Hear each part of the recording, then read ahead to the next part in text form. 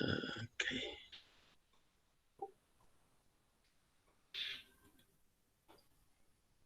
Baik, Assalamualaikum warahmatullahi wabarakatuh.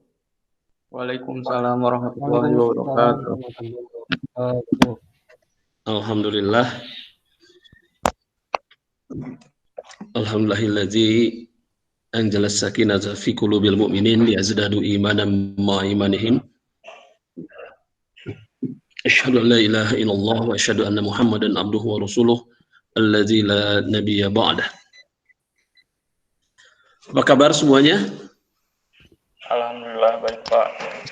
Alhamdulillah Bapak. Alhamdulillah sehat. Mudah-mudahan semuanya dalam keadaan sehat, tidak kurang satu apapun. Amin. Ya, alhamdulillah hari ini saya diberikan kesehatan karena beberapa hari yang lalu saya relatif kurang fit. Jadi saya udah beberapa hari saya ini kerja dari rumah terus. Oke. Baik, materi yang akan kita bahas adalah konsep dasar penelitian dan metode penelitian sosial. Yep. Baik. Secara umum, saya yakin Anda semua sudah mengenal berbagai metode penelitian dan sudah mengenal dan bahkan sudah bukan lagi sudah melakukan ya berbagai penelitian di level S1 sehingga sampai pada level sekarang ini ya. Nah, tentu saja. Halo? Halo Pak. Iya Pak. Ya. Nah, saya yakin metode penelitian sudah dapat semuanya. Bahkan mungkin ditambah lagi ada mata kuliah yang sifatnya langsung ke bimbingan skripsi ya. Ada mata kuliah misalnya metode penelitian 1 dan 2, ada metode penelitian yang arahnya ke skripsi langsung ya. Dulu pernah ada mata kuliah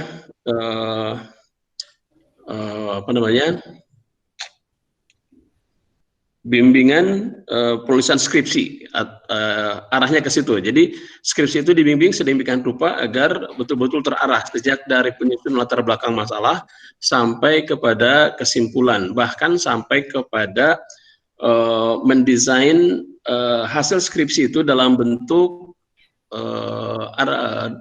artikel jurnal ya, yang kemudian bisa publish di beberapa atau disubmit ke beberapa jurnal penelitian. Baik, nah sekarang pada bagian ini mungkin kita akan lebih spesifik ke metodologi penelitian sosial dan lebih spesifik lagi ke apa yang bisa kita lakukan dalam meneliti berbagai fenomena keagamaan, berbagai fenomena keberagamaan manusia ya. Nah, dari sisi objek kajian saja dalam konteks studi agama-agama ini sangat beragam. Kemarin di pertemuan awal saya sudah sempat singgung beberapa hal terkait agama itu seperti apa dan bagaimana mendekatinya gitu ya. Kalau saya lihat background Anda ini, background S1 Anda, saya lihat cukup beragam ya. Ada yang dari SAA beberapa orang, berarti itu relatif sudah familiar dengan studi agama-agama. Ada yang dari sosio-fisip ya, seperti Pai dan teman-teman yang lain. Itu berarti sudah dikenalkan dengan berbagai penelitian sosial. Yang dari TP sudah dikenalkan dengan beberapa penelitian psikologi, ya, yang lebih dekat ke kuantitatif, bagaimana misalnya pengaruh kecerdasan emosi terhadap prestasi atau tingkat kesalehan atau tingkat kecemasan misalnya, gitu ya. Yang terakhir mungkin juga ada teman-teman dari akidah filsafat yang nuansanya analisis filosofis yang berbeda dengan pendekatan-pendekatan sebelumnya atau berbeda dengan teman-teman dari jurusan yang berbeda, gitu ya. Saya akan coba masukkan sebentar ya, presentasi bisa masuk nggak nih saya ya? Bentar.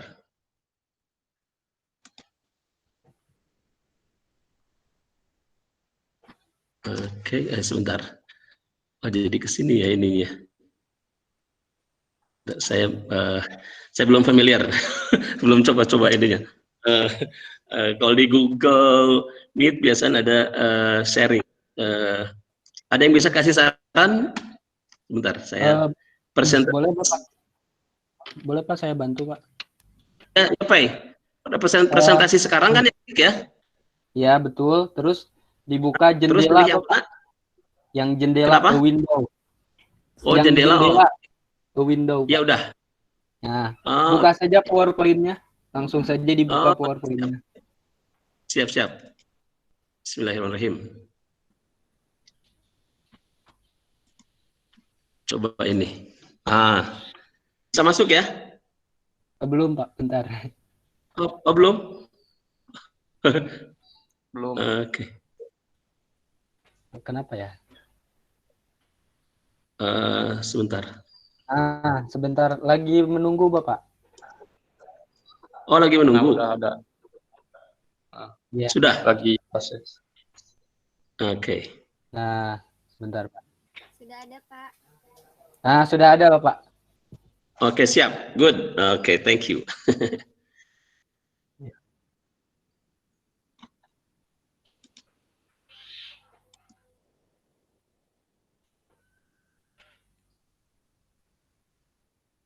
Oke. Baik.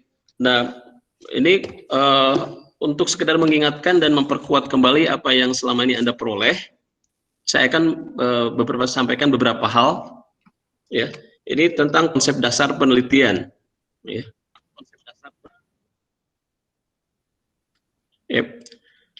Penelitian ilmiah, ya, tentu saja yang kita lakukan adalah penelitian ilmiah, ya. Meskipun mungkin sebagian orang bagaimana mengilmiahkan agama, ya, termasuk bagaimana mengilmiahkan perasaan, ketaatan beragama misalnya, ya, termasuk kedekatan diri sama Tuhan. Itu kalau berbicara tentang psikologi agama dan kajian tasawuf misalnya, itu kan berbicara tentang bagaimana perasaan seseorang terkait dengan Tuhannya misalnya, bagaimana perasaan mereka ketika melaksanakan berbagai peribadatan dan lain sebagainya. Baik, mohon maaf.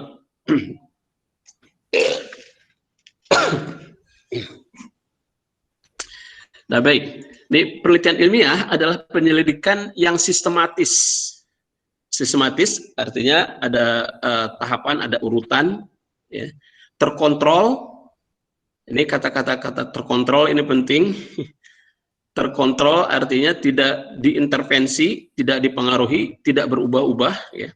Berikutnya empiris, berdasarkan apa yang dilihat, diamati, diobservasi, ya, diwawancara, didata, dipoto, didokumentasi. Kemudian dan kritis, ya. Ini kata-kata kritis ini penting karena di situ ada proses mempertanyakan, jadi tidak membiarkan fenomena, ya. Ketika ada orang tidak sholat misalnya, ya, fenomena orang tidak sholat, fenomena tidak sholat itu sebuah kenyataan, gitu ya. Tetapi pertanyaannya, mengapa ya mereka tidak sholat? Nah, itu pertanyaan-pertanyaan itu sifatnya kritis, ya, tentang fenomena-fenomena yang dialami dengan dipandu oleh teori dan hipotesis-hipotesis. Ini teori-teori, itu hasil-hasil penelitian yang dilakukan oleh orang-orang sebelumnya yang sudah teruji, disebut teori. Bahkan kalau teori itu di alam semesta berlaku semuanya, bukan lagi teori lagi, namanya menjadi hukum ya. Berikutnya ini ada hipotesis. Hipotesis itu itu di bawah, tesis itu kebenaran. Jadi kebenaran yang belum diangkat. Nah, kebenaran kalau sudah terbukti namanya menjadi kebenaran itu sendiri ya, karena ini hipotesis itu dugaan sementara terhadap kebenaran. Nah, setelah penelitian dilakukan baru bisa terungkap kebenaran tidaknya hipotesis tersebut. Nah, berikutnya adalah tentang hubungan yang diduga terdapat antara fenomena-fenomena itu. Misalnya hubungan ini terutama yang paling banyak dilakukan ini biasanya kalau di Usuluddin di tasawuf psikoterapi ya. Misalnya hubungan bla bla bla bla dengan bla bla bla gitu ya. Misalnya hubungan zikir dan kecemasan ibu menghadapi kelahiran, misalnya gitu. Itu ada beberapa mahasiswa yang melakukan penelitian tentang hal itu. Berikutnya, penelitian ilmiah menggunakan metode ilmiah sehingga disebut juga metode penelitian ilmiah. Ini sekali lagi kata-kata ilmiah ini penting, bahkan pada penelitian filsafat yang sepertinya pengembaraan pemikiran tetap saja harus melakukan metode-metode ilmiah, gitu ya. Berikutnya terkait tujuan penelitian. Nah, boleh jadi penelitian yang Anda akan lakukan nanti tidak terlepas dari tujuan-tujuan di antara ini. Yang pertama adalah meninjau ulang dan mensintesiskan pengetahuan yang ada. Misalnya ada hasil penelitian orang, lalu kemudian Anda kaji lagi penelitian yang sama dengan kasus dengan tempat yang berbeda ya, termasuk dengan menggunakan misalnya kalau sebelumnya pakai angket, berikutnya melakukan observasi dan wawancara misalnya ya. Itu tujuan yang pertama di antaranya. Yang kedua adalah menyelidiki beberapa masalah atau situasi yang ada. Situasi yang ada yang menarik ini yang banyak diteliti orang, misalnya fenomena sekarang adalah fenomena hijrah, fenomena pemuda hijrah. Ini contoh ya, menyelidiki beberapa masalah atau situasi yang ada. Kenapa ini muncul, bagaimana ini muncul, bagaimana bentuk-bentuk keberagaman mereka, bagaimana simbol-simbolnya, bagaimana keberagaman mereka, bagaimana dan seterusnya. Itu yang kedua ini. Nah, Anda bisa dari sekarang kepikir kira-kira penelitian saya menyangkut yang pertama atau yang kedua. Nah, yang ketiga, ini menyediakan solusi bagi suatu masalah. Ini biasanya dalam konteks yang lain disebut sebagai penelitian terapan, yang hasil penelitiannya nanti digunakan untuk menyelesaikan masalah-masalah yang dihadapi. Dan biasanya ini lebih dituntut kesegeraannya, gitu ya. Jadi diharapkan akan segera didapatkan hasilnya untuk kemudian nanti diterapkan misalnya menjadi kebijakan, menjadi regulasi untuk meminimalisir atau mencegah keburukan bisa terjadi di masyarakat. Apakah itu misalnya contoh kalau sekarang konteks pandemi misalnya ya. Oke. Ini di Fakultas Tarbiyah ini sering dilakukan ya, menyediakan solusi bagi suatu masalah adalah contohnya adalah penelitian tindakan kelas. Kalau Anda ada yang dari Tarbiyah, mohon maaf. Halo? Ada yang dari Tarbiyah nggak? Saya Rupina. Oh, itu ayah. Oh, yes. Oke, itu ayah. Ya. Oke, nah ini disebut sebagai menyediakan solusi bagi suatu masalah yang lebih dekat ke terapan. Atau dalam konteks pendidikan misalnya ada khusus namanya penelitian tindakan kelas ya, untuk memperbaiki atau meningkatkan mutu pembelajaran di sebuah unit pembelajaran ya, di satu kelas atau di satu mata pelajaran tertentu. Oke, baik, selanjutnya adalah menyelidiki atau menggali dan menganalisis beberapa isu umum. Ini menyelidiki atau menggali dan menganalisis beberapa isu umum. Ini belum ada yang meneliti fenomena ini, misalnya di beberapa hari atau ya beberapa minggu terakhir ini, misalnya ada banyak kasus mengenai ada masjid dilempari, masjid dirusak, ada lagi masjid dicoret-coret ya dengan tulisan-tulisan yang cukup provokatif. Misalnya ada tulisan tentang anti-Islam atau Islam atau saya kafir dan lain sebagainya. Itu termasuk juga penyerangan pada para ulama. Ini sejauh ini saya belum melihat ada orang yang meneliti kasus ini, ya, menyelidiki atau menggali dan menganalisis beberapa isu ini, termasuk isu ini ya. Ini menurut saya fenomena baru ya, selain tadi ada fenomena gerakan pemuda hijrah atau gerakan hijrah di beberapa lokasi di seluruh Indonesia sebetulnya. Cuman yang paling nampak yang sebagai pemicunya kasus di Bandung ya. Baik, tujuan penelitian selanjutnya adalah membangun atau menciptakan suatu prosedur atau sistem baru.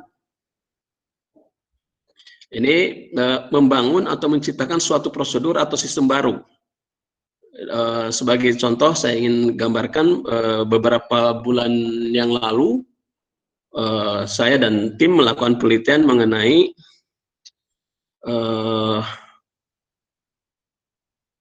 fenomena gangguan jiwa di Kabupaten Bandung, di sebuah desa ya, namanya Mekarjaya, yang di luar dugaan ternyata penderita gangguannya ada mencapai belasan.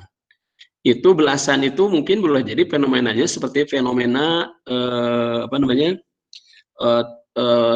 tip of iceberg, puncak gunung es ya, yang kelihatannya aja yang sedikit, padahal sebenarnya yang terungkap boleh jadi lebih banyak, karena ada kecenderungan stigma di masyarakat yang jelek terhadap orang atau keluarga yang ada memiliki anggota keluarga yang terkena gangguan jiwa. Nah, yang menarik adalah di situ ya kami meneliti tentang berapa jumlahnya, apa penyebabnya, bagaimana mereka dilayani dan sebagainya. Tetapi fokus kami setelah berdiskusi dengan Pak Taufik Rohman diantaranya memunculkan tentang bagaimana para pekerja sosial itu menemukan dan melayani orang-orang dengan gangguan jiwa. Itu mulai dari kunjungan, ya, pengecekan, dilihat rumahnya, kemudian setelah itu ada kunjungan berikutnya, lalu menjebatani ke pihak-pihak terkait, lalu kemudian menghubungkannya dengan rumah sakit jiwa, kemudian mengantarkannya berobat, terus menjenguknya sampai sekarang, dan itu kurun waktu yang cukup lama, sifatnya kontinu. Nah, ini artinya seolah-olah penelitian yang kami lakukan itu menciptakan suatu prosedur atau sistem baru. Jadi di setiap masyarakat pasti ada orang dengan gangguan jiwa kan. Nah, lalu bagaimana cara penanganannya? Nah, itu penelitian itu terkait dengan ini, membangun atau menciptakan suatu prosedur atau sistem baru bagaimana penanganan terhadap orang-orang dengan gangguan jiwa, ya. Yang ternyata fenomenanya menurut riset data kesehatan nasional setiap tahunnya mengalami kenaikan terus-menerus, ya. Jadi jumlah orang dengan gangguan jiwa setiap tahun bertambah banyak, ya, setiap tahunnya. Oke, nah termasuk berikutnya adalah menjelaskan suatu fenomena baru. Nah, fenomena baru banyak sekali ya di masyarakat kita. Fenomena baru diantaranya fenomena masyarakat sekarang lebih banyak berguru ke medsos, ya. Berguru apa? Berguru apa saja, termasuk berguru tentang Islam, ya, berguru tentang agama. Bentar, baterai saya udah mau habis. Bentar.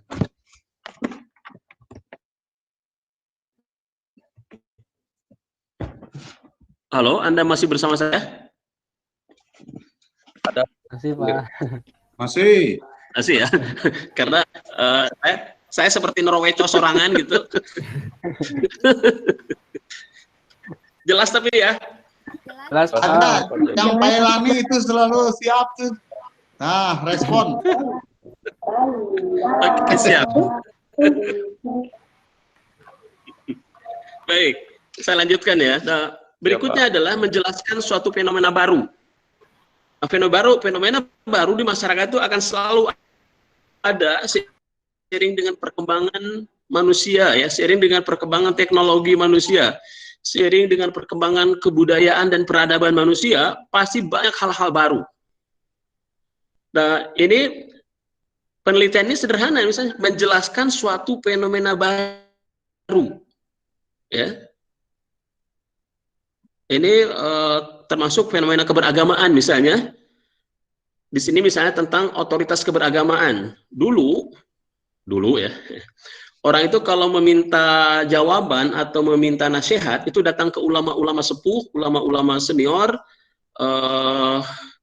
Jadi orang itu datang ke majlis taklim, ke tempat pengajian. Sekarang ini ada fenomena baru, orang itu mencari penjelasan agama itu melalui berbagai sarana yang sudah tersedia banyak di masyarakat, di media sosial, ya, banyak sekali. Nah, di sini apakah kehadiran misalnya media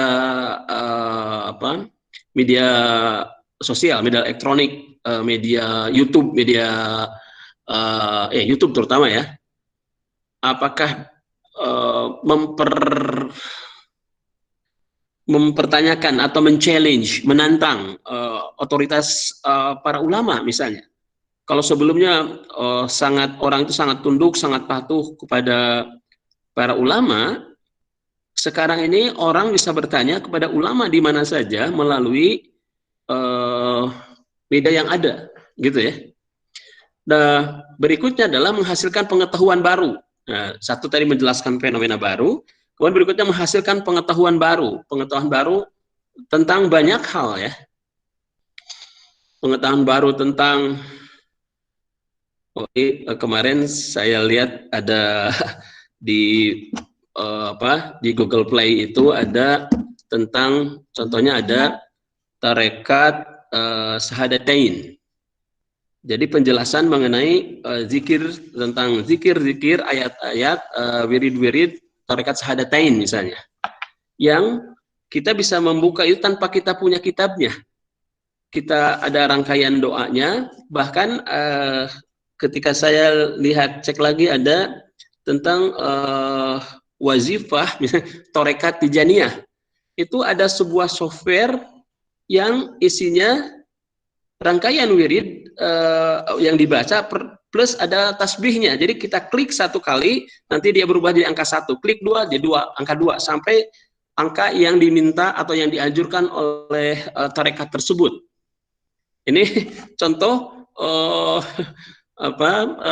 menarik ya menurut saya, pengetahuan baru yang dikembangkan ini teknologi, tetapi sebetulnya kan itu kebiasaan atau ritual yang dilakukan oleh pengikut-pengikut tarekat atau oleh tarekat-tarekat tertentu.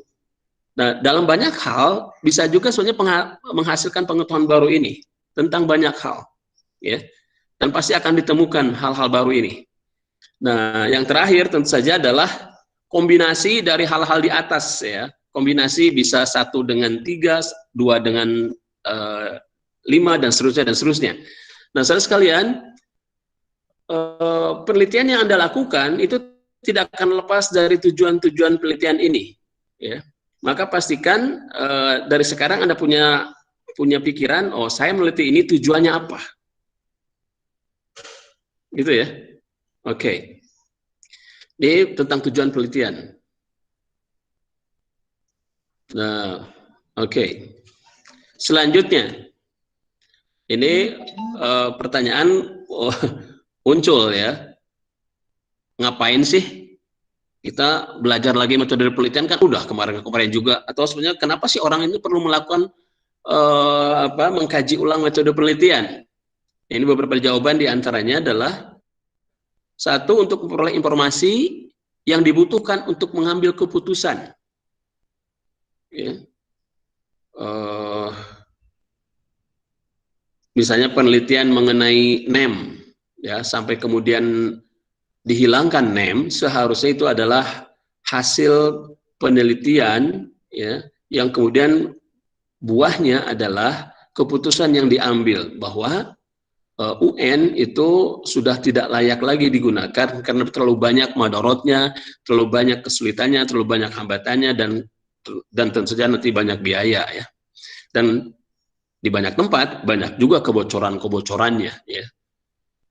Nah, itu yang pertama ya. Yang kedua, mengapa mempelajari metode penelitian ini?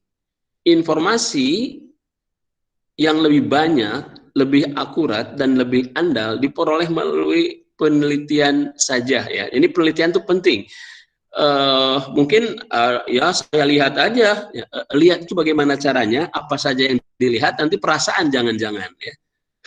Nah, jadi untuk memperoleh data yang akurat, yang bisa dipertanggungjawabkan, yang akurat, yang banyak, nah itu tidak ada jalan lain kecuali dengan metode penelitian. Ini melalui pengumpulan data hasil penelitian melalui cara-cara yang sahih. Oke. Nah, berikutnya alasan lain tentang mengapa mempelajari metode penelitian adalah ini menurut Lawrence Newman tahun 2000, dia menyebut the findings from research yield better informed. Temuan-temuan dari penelitian itu menghasilkan informasi yang lebih baik. Less biased decision than the guessing.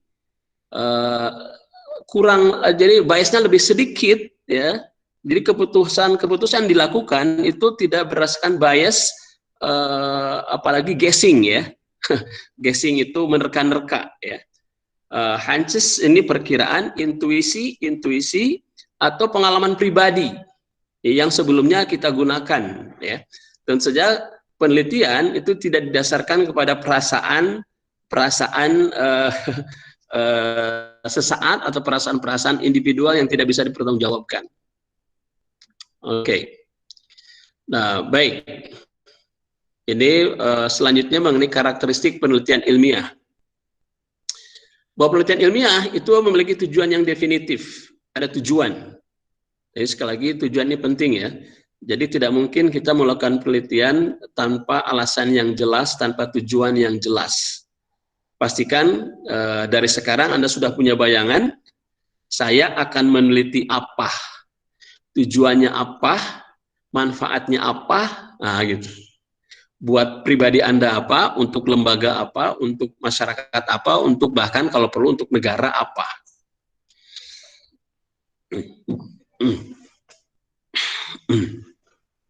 Selanjutnya, karakteristik penelitian ilmiah adalah rigor. Di sini memiliki landasan teoritis, menggunakan metode ilmiah, dan didukung oleh data yang valid dan reliable. Landasan teoritis, bahkan pada penelitian grounded sekalipun, grounded itu penelitian penelitian lapangan yang kemudian teori itu dibangun di lapangan. Tetap saja sebetulnya seorang peneliti ketika sebelum turun ke lapangan dia memiliki landasan-landasan teoritis ya. Teori-teori yang menjelaskan tentang apa yang akan kita teliti. Tidak mungkin seorang peneliti melakukan penelitian tanpa dia memiliki landasan teori ya. Misalnya baca dulu penelitian sebelumnya tentang tema yang akan diteliti, melihat hasil penelitian orang, kemudian membaca buku-buku terkait tema serupa sejenis, maka itu nanti akan memberikan arahan yang lebih spesifik, analisis yang lebih tajam, kemudian dalam pengumpulan data lebih valid, lebih reliable, karena data yang dicari betul-betul disesuaikan dengan apa yang dibutuhkan, tidak bias, tidak asal-asalan, dan tidak ngawur, gitu ya. Ini karakteristik yang kedua. Karakteristik yang ketiga adalah testability. Ini disebut di sini hipotesis harus dapat diuji. Bukan hanya itu saja sebetulnya, bahwa penelitian yang kita lakukan juga bisa diuji oleh penelitian yang lain. Ya. Jangan-jangan penelitian yang kita lakukan itu memiliki kekurangan kelemahan sehingga ketika orang lain melakukan penelitian serupa, kok hasilnya beda, gitu. Apalagi ketika misalnya subjek penelitiannya di tempat, di lokasi yang berbeda, dengan latar belakang berbeda, dengan lingkungan yang berbeda, dengan situasi sosial politik yang berbeda, maka dipastikan itu pun akan mempengaruhi hasilnya. Maka disebut di sini testability, bahwa penelitian kita itu bisa dites ulang, bisa dikaji lagi, bisa digunakan orang. Ya, nah ini menyangkut ke poin yang 4, replicability-nya. Ya, hasil penelitian yang dilakukan itu dimungkinkan untuk dikaji ulang pada objek yang berbeda. Ya. Ini nomor 3 dan 4 ini nyambung sekali. Ya. Nah, berikutnya ada precision and confidence. Ya. Hasil penelitian memiliki derajat ketepatan, presisi, gitu ya. Dan derajat kepercayaan tertentu, bisa dipercaya, ya. Confidence, bisa dipercaya, bisa dipertanggungjawabkan, gitu ya. Nah, berikutnya yang keenam, karakteristik penelitian ilmiah adalah objectivity. Bisa ya, langsung kelihatan objektivitas ya bahasa Indonesianya. Yaitu kesimpulan hasil penelitian didasarkan pada data empiris apa adanya, tidak dibuat, tidak direkayasa, tidak dipas-paskan, tidak dipaksakan, atau menurut kehendak si pemberi dana. Ya itu ya, itu objectivity. Objektivitas, gitu ya. Ini karakteristik penelitian ilmiah, karena ya mohon maaf untuk disebutkan dalam banyak kasus, kalau kita mengamati hasil-hasil survei, hasil-hasil lembaga-lembaga survei,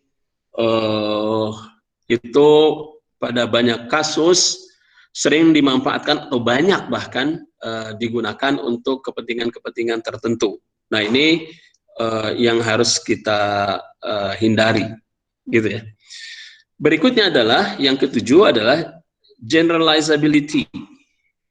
Jadi maksudnya bisa digeneralisir, gitu ya. Bisa digeneralisasi. Hasil penelitian memiliki kemampuan untuk menjelaskan dan memprediksi fenomena yang sama pada objek yang lebih luas. Ya. Jadi contohnya penelitian kita di Bandung itu bisa untuk memprediksi, menganalisis, menjelaskan fenomena serupa di tempat yang lain, misalnya di Jawa Timur, di Surabaya, atau di Kalimantan, dan sebagainya. Ini ada aspek itunya. Berikutnya yang ke-8, yang disebut dengan parsimoni, yaitu hasil penelitian mampu menjelaskan fenomena sesederhana mungkin, sehingga mudah dipahami. Lain nambah liar ya, maaf ya, bukan tambah liar. Hasil penelitian itu justru memperjelas, ya, memperjelas yang rumit, memperjelas yang tidak jelas, memperjelas yang acak-acakan, ya, memperjelas yang boleh jadi ngawur, memperjelas yang goib, atau memperjelas yang sifatnya perasaan, gitu ya. Nah ini parsimoni, saudara sekalian. Karakteristik penelitian ilmiah ini penting untuk dipahami, untuk disadari, agar nanti ketika Anda memilih tema, memilih topik penelitian, sudah kebayang, oh saya berarti ini, saya ini, saya ini, saya harus memiliki karakteristik ini, saya ini, saya ini, gitu ya. Nah, hati-hati, biasanya ketika kita berbasis teori, ada kecenderungan seolah-olah data yang kita temukan di lapangan seolah-olah harus sejalan, harus rupa dengan teori, gitu ya. Padahal bisa jadi teori yang kita gunakan itu tidak cocok atau kurang tepat atau kurang pas atau bahkan keliru untuk menjelaskan fenomena yang sedang Anda teliti. Nah, inilah ciri karakter penelitian di program magister ya, S2. Jadi penelitiannya bukan hanya sekedar tahu bahwa A ya, B dan sebagainya. Lebih dari itu, Anda merangkai, menganalisis, bahkan pada tingkat tertentu mengkritisi teori atau bahkan memberikan masukan terhadap teori yang ada. Oke. Ini aplikasi metode ilmiah dalam penelitian sosial. Ya. Ini penjelasannya bahwa metode ilmiah atau scientific methodology merupakan cara yang sahih dan andal untuk dapat melakukan pengetahuan ilmiah, untuk mendapatkan pengetahuan ilmiah. Jadi scientific methodology ini harus dipahami, harus menjadi sesuatu yang menjadi bagian dari darah kita, menjadi bagian dari nafas kita sebagai akademisi, sebagai orang yang terjun dalam dunia ilmiah akademik. Berikutnya menurut David Nachmias dan Safa Nachmias ini, scientific methodology, metodologi saintifik, metodologi ilmiah adalah sebuah sistem yang ini sistem of explicit rule, aturan-aturan eksplisit dan prosedur yang dimana research, penelitian didasarkan ya, dan against which claim for knowledge are evaluated. Ini and against which a claim for knowledge are evaluated. Dan kemudian this system is neither closed nor infallible. Sistem ini tidak tertutup dan infallible, bisa salah ya gitu ya. Rather, the rules and procedure are constantly improved. Aturan-aturan dan prosedur ini terus secara konstan diperbaiki. Ya. Scientists kemudian look for new methods, para ilmuwan mencari metode-metode baru dan teknik-teknik baru, teknik observasi, inference menyimpulkan, generalisasi dan analisis. Nah, ini ciri metode ilmiah dan karakteristiknya bahwa setiap saat kita berusaha memperbaiki langkah-langkah cara-cara kita bila ada kelemahan atau kekurangan dari langkah-langkah kita. Oke, ini 4 tahap metode ilmiah.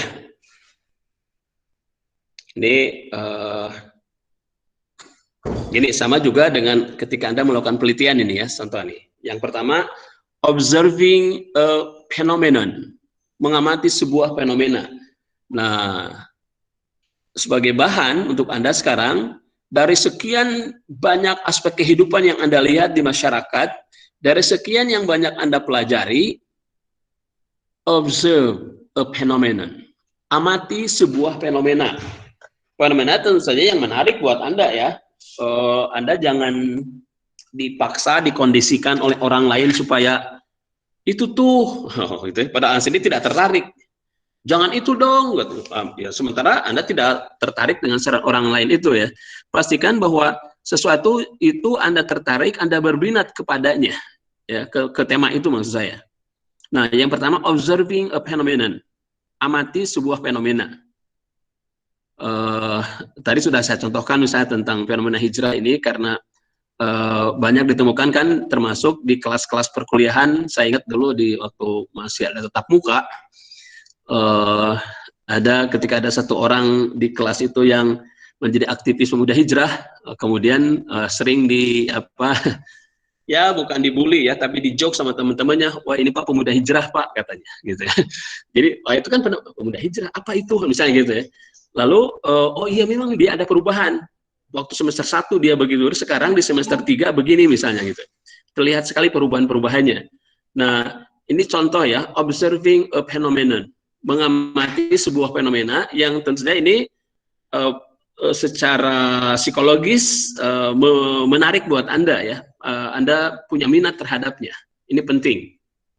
Yang kedua, formulating tentative explanation, memformulasikan penjelasan tentatif, ya sejenis hipotesis ya.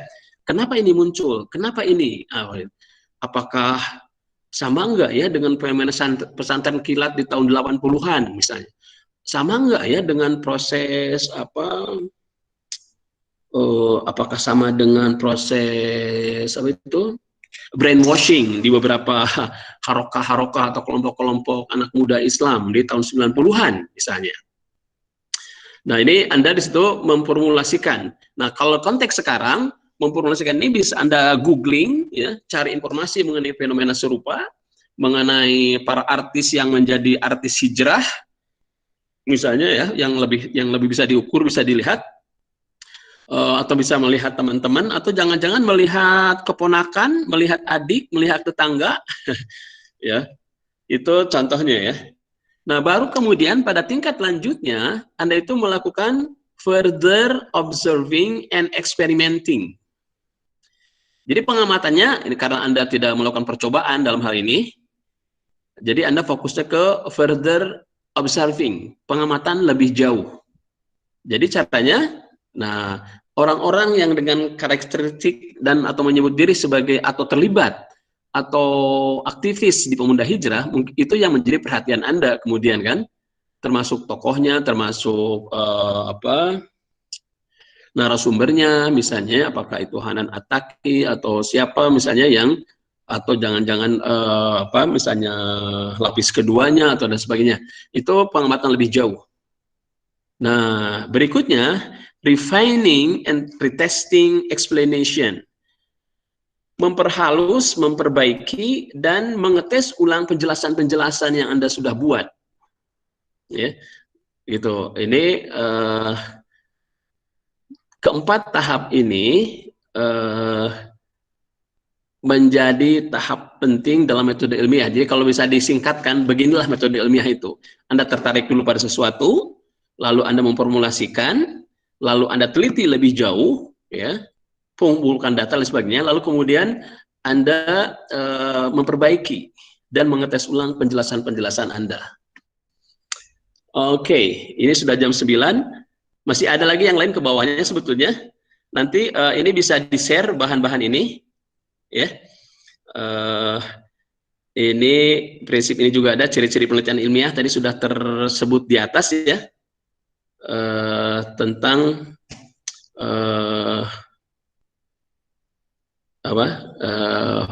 poin-poin yang ada di atas ini. Nah, kemudian, nah ini sikap, nah ini perlu dijelasin juga ya sebelum saya akhiri ya. Ini penting ya untuk disadarkan ya kepada kita semuanya, kepada para peneliti termasuk saya sendiri, bahwa sikap ilmiah ya, scientific attitude itu harus dimiliki oleh siapapun ya, dalam konteks apalagi dalam konteks perguruan tinggi, dalam konteks akademisi ya, yang bergerak di dunia pendidikan tinggi. Yang pertama, tidak ada perasaan bersifat pamrih, sehingga rasa suka atau tidak suka pribadi tidak mempengaruhi pendapat atau kesimpulan-kesimpulan yang diambil atas satu objek masalah. Wah, ini hati-hati ya. Ada rasa tidak suka, ada pamrih, gitu ya. Kalau pamrih kan berharap dapat balasan, ya, misalnya karena siapa yang membiayai, atau karena tidak suka, misalnya mereka dari kelompok yang berbeda dengan kita, atau keyakinannya berbeda, atau boleh jadi beda agama, atau boleh jadi dan seterusnya. Ini penting untuk dimiliki saudara sekalian ya, karena mohon maaf saya pernah menemukan sebuah kasus,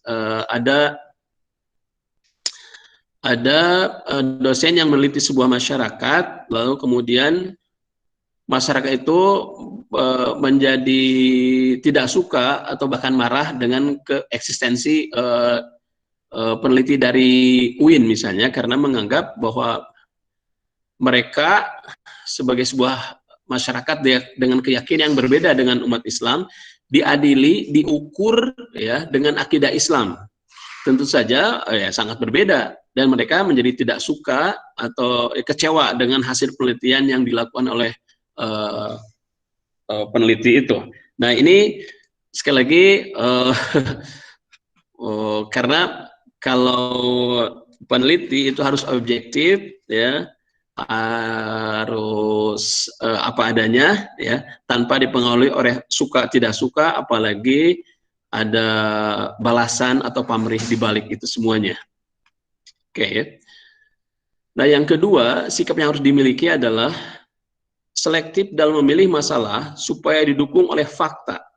Sebab kebenaran ilmiah merupakan kebenaran yang didukung oleh fakta, sehingga pendapat yang tidak sesuai dengan data atau fakta tidak perlu dipertahankan. Nah, ini sikap yang kedua yang harus dimiliki, selektif dalam memilih masalah, ya, supaya apa? Kita ini, penelitian kita didukung oleh fakta, sebab kebenaran ilmiah merupakan kebenaran yang didukung oleh fakta. Dan fakta yang penting ini, gitu ya. Nah, disebut fakta, jadi bukan karena bisa jadi apa yang kita sampaikan, misalnya karena ada tekanan-tekanan pihak tertentu, lalu kemudian apa yang kita omongkan tidak sesuai dengan apa yang Anda temukan, tetapi karena Anda atau bukan Anda ya, karena peneliti misalnya diancam atau ditekan atau diiming-imingi bahkan, ya, sehingga apa yang Anda sampaikan kemudian tidak sesuai dengan apa yang Anda temukan di lapangan. Berikutnya adalah kepercayaan yang layak terhadap fakta yang tidak dapat diubah dan terhadap indera yang digunakan. Ini mohon dipastikan, ini kata-kata ini, kepercayaan yang layak terhadap fakta yang tidak dapat diubah dan terhadap indera yang digunakan. Ini penting untuk gini misalnya,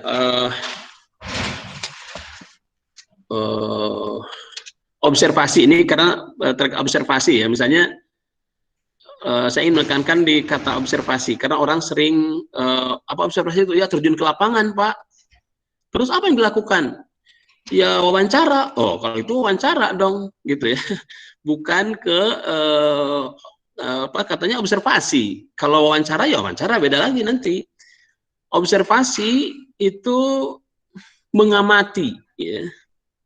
Mengamati, kemudian pertanyaan berikutnya, apa yang diamati? Nah, apa yang diamati sesuai dengan rumusan masalah, sesuai data yang akan kita cari, termasuk data-data apa yang kita kumpulkan. Yaitu observasi. Jadi observasi itu pengamatan melihat dengan teliti, lalu kemudian mencatat semua yang terjadi, yang dilihat, yang dirasakan, termasuk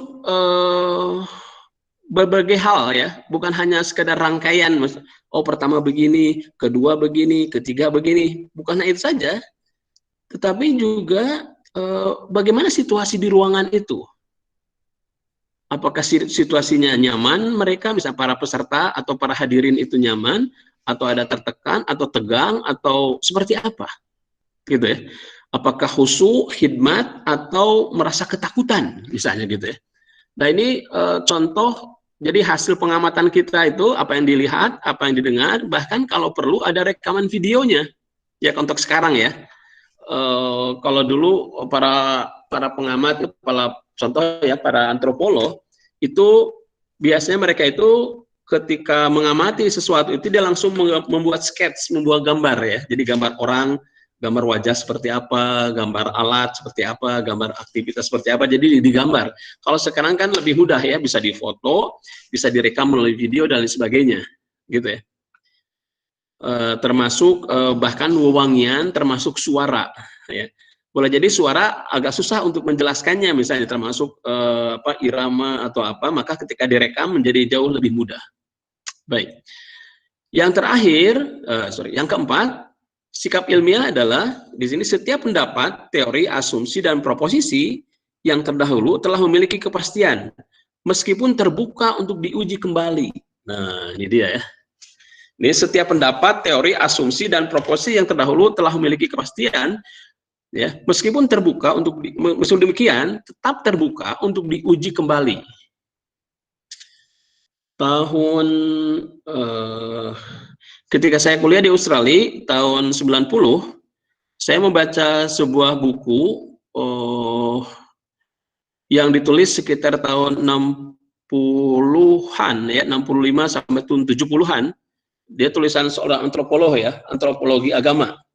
Dia menyebut begini kalimatnya, saya ingat betul, bahwa semakin ke depan agama akan semakin ditinggalkan orang dan akan semakin sedikit penganutnya dan akan semakin dijauhi, dan agama tidak memiliki peran dan fungsi di masyarakat gitu ya. Itu saya baca tahun 90 dan data yang saya baca tahun 65 70-an. 20 tahun kemudian ya, tahun 80 85 itu di berbagai negara muncul kebangkitan agama-agama. Di Brazil, Argentina muncul kebangkitan agama Kristen Katolik. Di dunia Timur Tengah, di Iran ada revolusi Islam Iran, ya. Kemudian ada gerakan Hasan al-Banna di Mesir. Jadi bisa dibayangkan apa yang sudah diyakini seorang ahli ya 20 tahun kemudian dibatalkan oleh kenyataan yang sebenarnya ya di lapangan gitu. Nah, jadi saya sekalian, Anda jangan terlalu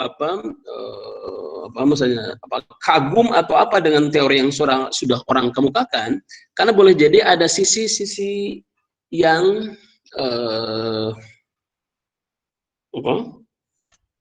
yang luput ya.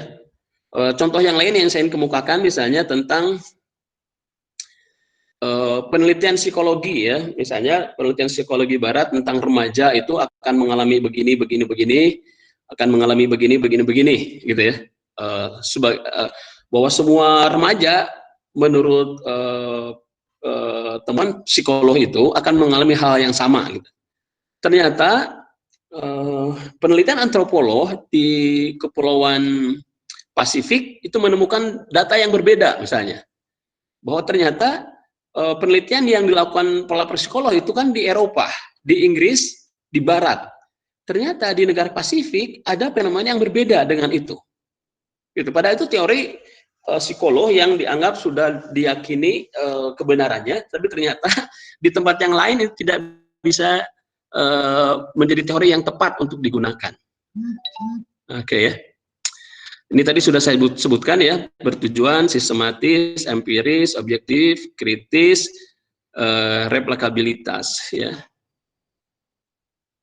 Oke, kalau metode, nah ini atau saya sampai sini dulu deh, urut dulu sampai sini dulu, nanti kalau bisa dilanjutkan karena Anda sudah cukup lama mendengarkan omongan saya. Silakan Pak Opi, kalau mau sebelum saya lanjutkan lagi, kalau ada mau bertanya dulu atau sharing atau apa, silakan. Mangga langsung ke Akang. Oh gitu, oke ya, siap. Silakan atau teman-teman. Ya, untuk menyelang saja supaya jangan terus saya ngomong kan rame.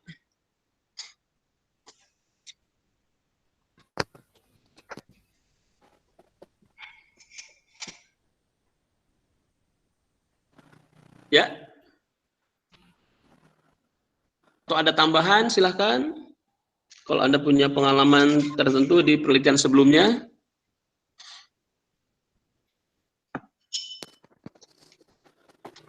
Ya, silakan. Silakan, Pak. Dengan ya. MZ, ada MZ kan? Anjon. Sekarang masuk ya, Anjon. Nah. Hari pertama ditanyain Pak Rifki, Bang Anjon, oh, iya. Zainal Mutakin. Kemarin bertanya, ada. Sekarang ada juga. Oke.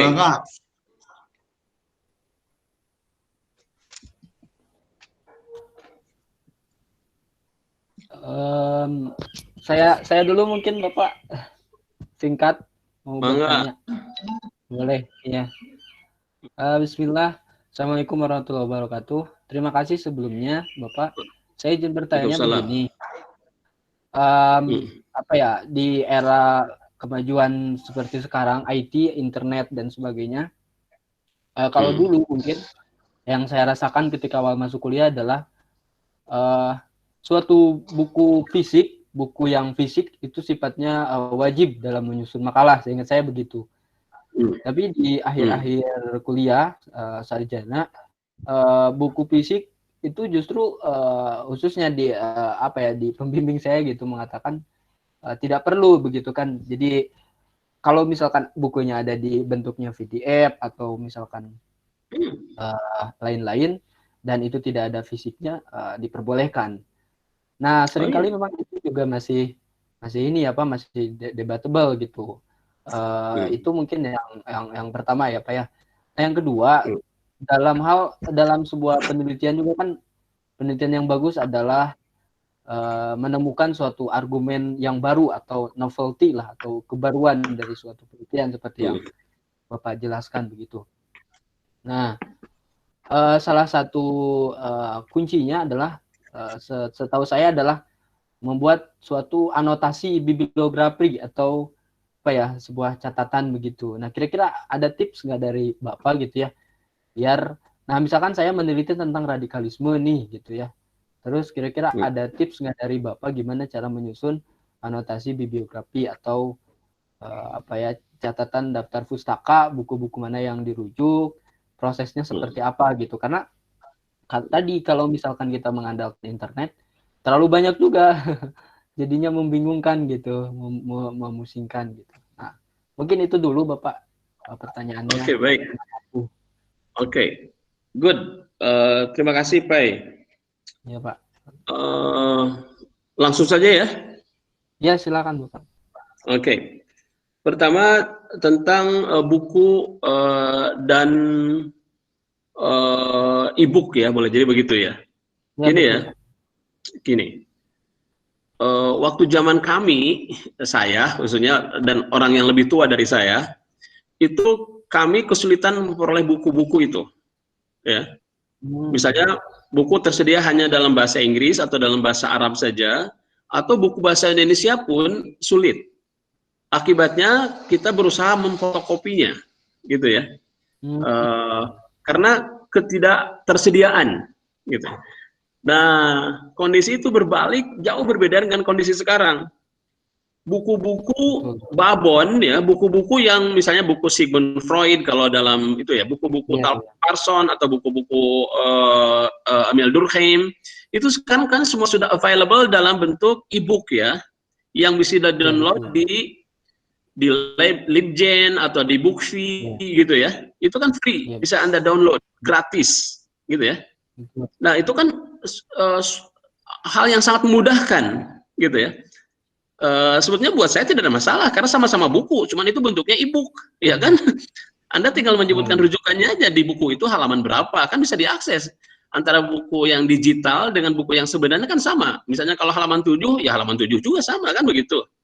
Jadi terkait itu saya sama sekali tidak terganggu, nggak ada masalah sebetulnya mah, ya kan? Bahwa akses terhadap sumber informasi sekarang jauh berbeda. Anda memiliki kemudahan, keluasan, bahkan untuk buku babon yang dulu saya beli ratus-ratus ribu, atau bahkan dulu waktu saya di Australia pesan ke Amerika, nunggu seminggu lebih dan ketika datang harus bayar 400.000, itu ya cukup mahal gitu ya. Kalau sekarang Anda tinggal main download saja kan, mau buku-buku berbahasa Arab, buku-buku hadis, buku-buku, apalagi buku-buku Cak Nur ya, karya lengkap Cak Nur diakses kan ya, dengan mudah tanpa bayar. Oh dulu ya Pak Opik merasakan ya, kalau kita mau beli buku itu kan bahkan mungkin kita gantian pinjaman buku gitu ya, karena bukunya tebal, mahal misalnya gitu ya, wah saat itu ya. Jadi menurut saya tidak jadi masalah, bahkan Anda sekarang ini memiliki kemudahan ya, yang sangat jauh berbeda dengan pada saat kami dulu ketika melakukan penelitian ya. Ketersediaan sumber utama ya, buku-buku babon ya, teori-teori utama yang menjadi dasar penelitian kita, yang menjadi dasar pikiran kita, ada di buku-buku babon tersebut ya. Oke, itu yang pertama ya. Jadi sudah tidak ada masalah menurut saya. Oke. Yang kedua, tadi awalnya Anda bicara novelty, lalu kemudian bagaimana tips ya, cara anotasi buku, cara mengumpulkan buku sedemikian rupa ya. Gini, kalau zaman saya dulu biasanya Kalau saya baca buku, lalu kemudian saya siapkan catatan, poin penting dari buku itu saya quote, saya simpulkan atau saya ambil quotes-nya, saya tuliskan, kemudian saya sebutkan buku apa, halaman berapa, ya penulisnya siapa. Nah, itu kan saya simpen. Nanti suatu saat kalau saya perlu tinggal ambil gitu ya. Waktu zaman saya masih kayak pakai mesin tik gitu ya. Nah, kalau sekarang, masya Allah, ya kan, Anda sekarang Anda mau tulis radikalisme, masya Allah, Anda mau nyari yang mana, mau radikalisme yang mana? Ada jutaan artikel, ya, ada jutaan artikel. Ya, betul, belum ke luar negeri ya, Indonesia saja ada banyak ya. Mau tesis, mau disertasi, mau skripsi, ya, mau buku-buku sudah banyak tersedia, gitu ya. Nah, yang lebih keren lagi sekarang kita punya akses terhadap jurnal, ya, yang sangat terbuka. Nanti ke depan mungkin kita, saya, Pak Opik, atau termasuk nanti Pak Dede Sarip ya, yang akan menjelaskan teknik-teknik, trik-trik sedikit untuk misalnya bagaimana mendownload buku-buku yang berbayar, termasuk jurnal-jurnal yang berbayar. Ada yang pernah pakai Shihab? Saya pakai, Pak. Shihab ya kan, kemudian ada Libgen, ada segala macam, itu bisa dengan mudah mendownload artikel-artikel yang seharusnya berbayar, dan untuk ukuran orang Indonesia cukup mahal, apalagi untuk ukuran mahasiswa ya. Sangat mudah diakses tanpa berbayar. Ya tidak apalah, itu karena itu available, ada kan, tanpa bukan kita nyuri, karena itu ada di situ ya kan.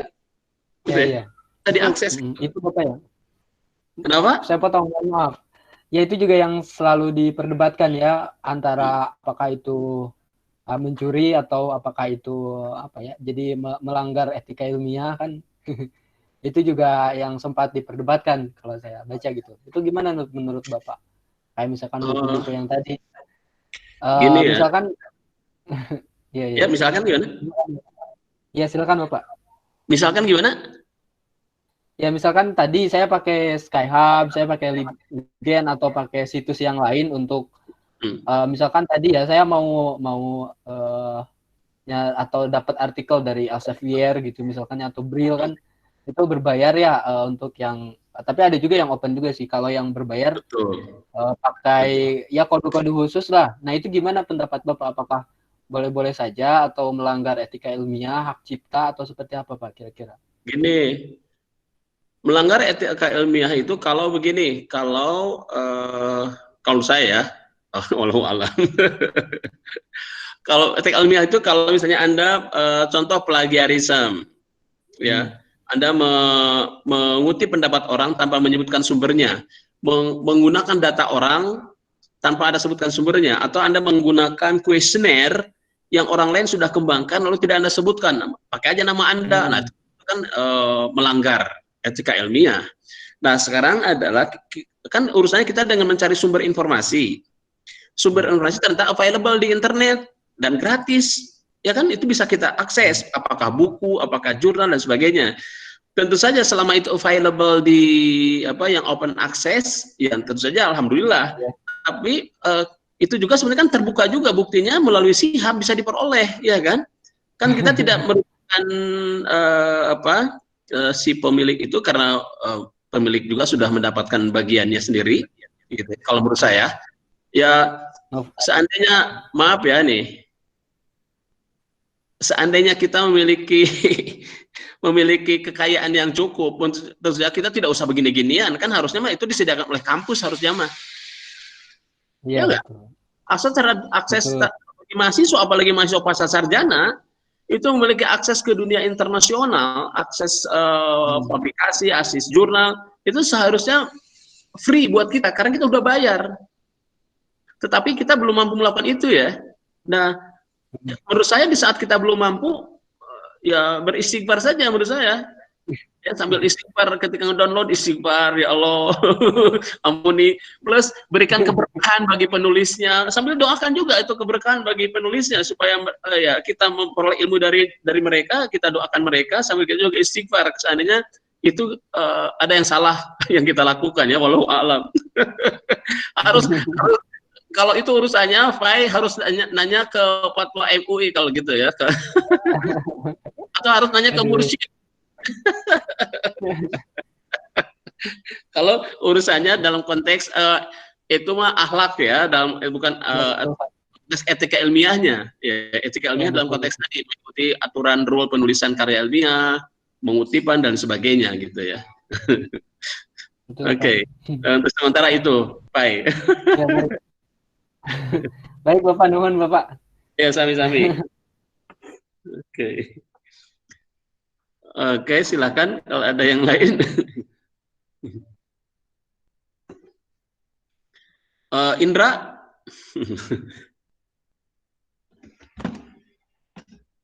Bisa dipahami, Indra? Iya Pak, bisa Pak. Alhamdulillah. Oke. Indra. Dan enggak semuanya ya, saya mohon untuk melatih keterampilan akademik ini ya, melatih kemampuan penelitian, melatih pemahaman teori, melatih mengutip, melatih menyebutkan sumber rujukan dengan baik dan benar. Apalagi kalau Anda terbiasa menggunakan Mendeley, ya, itu hal-hal yang sederhana yang kelak itu akan menjadi mudah, ya. Ini kalau Anda menggunakan Mendeley akan jauh lebih mudah. Ya, semua buku yang kira-kira diperlukan ditumpuk aja dulu, ditambahkan, tambahkan. Dan termasuk jurnal-jurnal, itu Anda tidak usah baca jurnal semuanya. Lihat saja di abstraknya, kan paling gampang. Sama juga dengan buku-buku, Anda bisa lihat di pendahuluannya, bisa lihat di daftar isinya, mana yang relevan dengan penelitian Anda, mana yang mendukung, mana yang tidak sependapat dengan alur pikir yang Anda pilih. Itu kan ada banyak tersedia di karya-karya. Segala macam tuh ada ininya, ada syaratnya, tipsnya, triksnya, sabar saja, telaten ya. Kalau menjadi peneliti tidak sabar, tidak telaten, atau macul we sekalian. Macul we di kampung. Tapi macul oke kudu teliti Kalau macul tanpa ilmu, bisa bahaya juga. Nggak bagus juga ternyata. Maaf ya saya ngomong gini ya. Oke, silakan kalau ada yang lain. Rika, ya silakan. Ya Pak, izin bertanya Pak. Iya Rika. Kan tadi di tujuan ilmiah itu ada tujuannya untuk menjelaskan suatu fenomena baru. Nah, apakah fenomena baru itu harus berjangka, misalkan ada kayak pemuda hijrah gitu, udah eksis selama 1 tahun, lalu baru kita teliti, bisa kita teliti gitu. Nah, ataukah kayak kan sekarang tuh banyak tuh kayak yang viral-viral, yang jadi trending topik, yang banyak diperbincangkan oleh milenial gitu. Nah, apakah kayak yang populer seperti itu bisa kita teliti atau bagaimana gitu Pak? Oke. Ada syarat khusus tidak gitu? Ya, sesuatu itu disebut baru, ya kan? Ya karena baru muncul ya, misalnya contoh ya, fenomena hijrah sekarang sudah tidak baru lagi sekarang. Kalau sekarang karena sudah banyak yang melakukan penelitian ya tentang berbagai macamnya, gitu ya. Nah,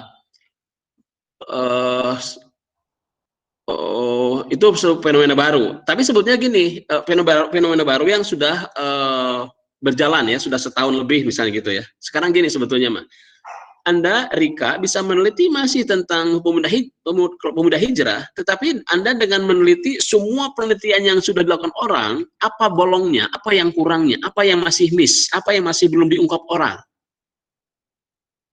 gitu ya.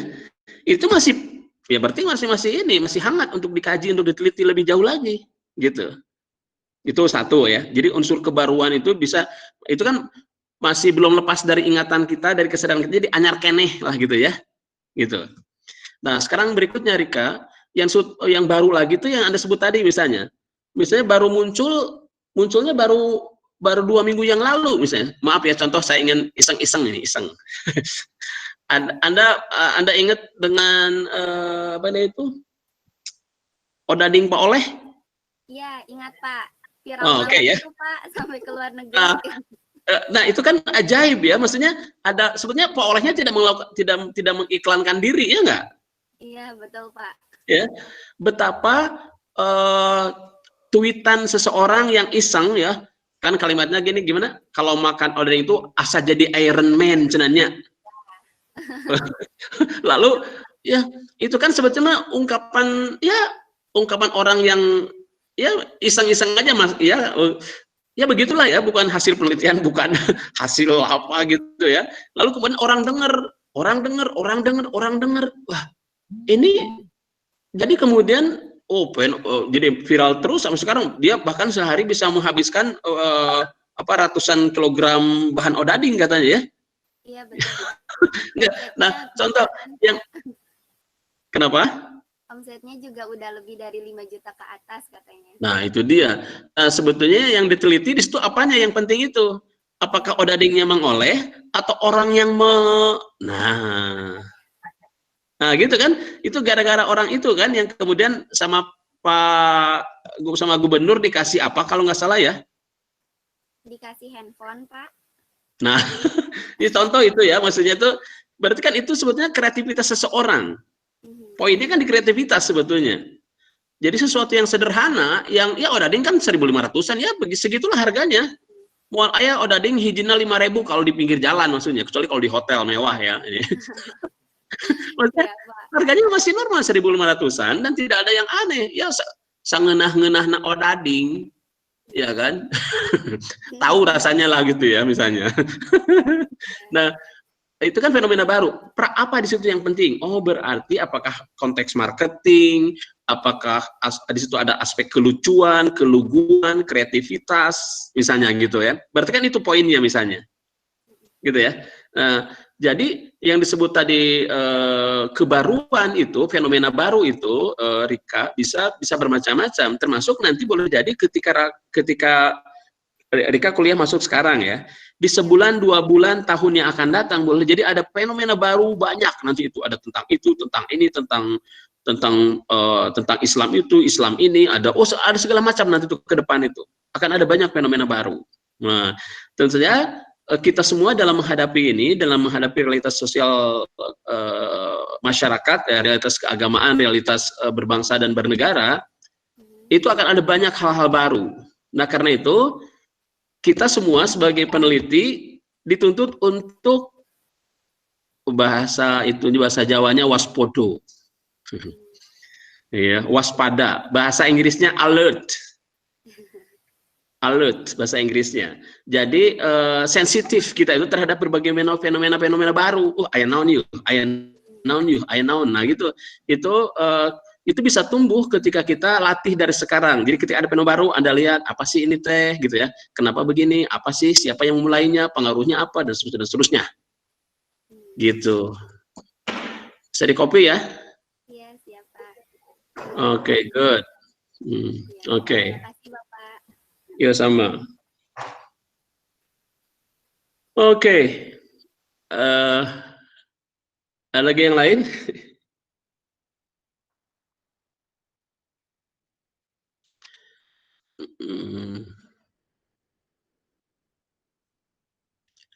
Oke. Kami cekap, bangga. Untuk Istirahat sementara, mohon saya untuk sementara cekapnya pokoknya. Waduh, mohon menuju Damang Pak Rifki ya. Lagi sakit. Ya, Waduh. alhamdulillah. Ya, Pakai jas pakai ini cepat sembuh ya. Amin, makasih. Ya, amin. Gimana? Ada komentar kawan-kawan? Nah, oke. Jadi ya selanjutnya ya ini saya sedikit nanti pakai WA grup masing-masing per mata kuliah ya. Nah, jadi di situ kalau belum ada Kosma ya buat kalau sudah ini. Cuma Pak Elani mungkin bisa membantu ya kalau Google Meet gitu. Jadi yang ngumpulin di ruang Google Meet boleh Pak Elani ya kalau dosennya mau Google Meet nantinya ya. Gitu supaya gratis. Gitu. Jadi silakan kalau ini bukan Pak Elani Kosmanya ya Pak Elani membantu ya kan, bisa untuk presentasi juga ya kan. Nanti yang selepas dari interaksi itu ya nanti tolong kalau Google Meet per dosen Pak Elani save ya, direkam gitunya. Dan kita ramaikan YouTube itu untuk mengulang pelajaran dan dokumentasi YouTube yang SAA ya, dia ramai lagi. Karena sebentar lagi mungkin kita kedatangan asesor kan, visitasi atau mungkin dari jauh.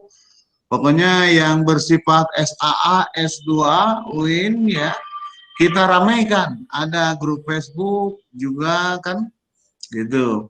Ada IG-nya juga, nah gitu. Jadi apa-apa hal itu kegiatan dan sebagainya perlu dimasukin ke situ sehingga nampak bahwa di dunia maya kita juga ya eksis gitu. Ya. Nah itu ya barangkali dari saya. Nanti jam 10.30 Pak Dede Syarif ya seperti jamnya Pak Dadang kemarin 2, yaitu tentang penulisan tesis dan penulisan jurnal ya. Nah itu dulu mungkin. Sekarang kalau enggak ini ya rada istirahat agak lebih lama, dipuas-puasin dulu sebelum nanti konsentrasi lagi. Ini masih dalam tahapan perkenalan ya. Itu mudah-mudahan yang perkenalan di 4 hari ini dapat membantu Anda dalam kelancaran perkuliahan nanti. Begitu dulu. Kata terakhir Pak Rifki ada. Iya, Pak Opik, saya ingin menyampaikan ini ke teman-teman semuanya yang hadir ini, pastikan memberikan kontribusi ya di acara ini, mungkin tampilkan wajah, say hello atau nanya atau apa ya. Jangan jadi ini peserta atau mahasiswa yang wujuduhu keadamihi ya. Adanya sama dengan tidak adanya. So please Arjun, Indra, kemudian Andini, gitu.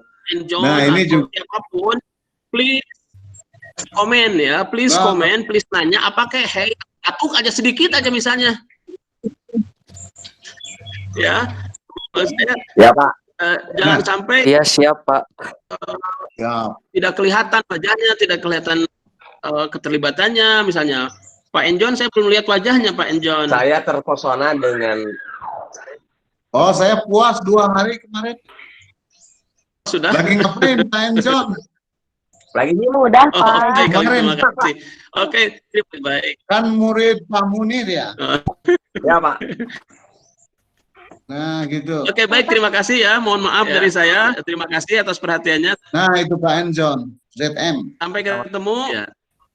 Ya Pak. Assalamualaikum warahmatullahi wabarakatuh. Yang lain, assalamualaikum.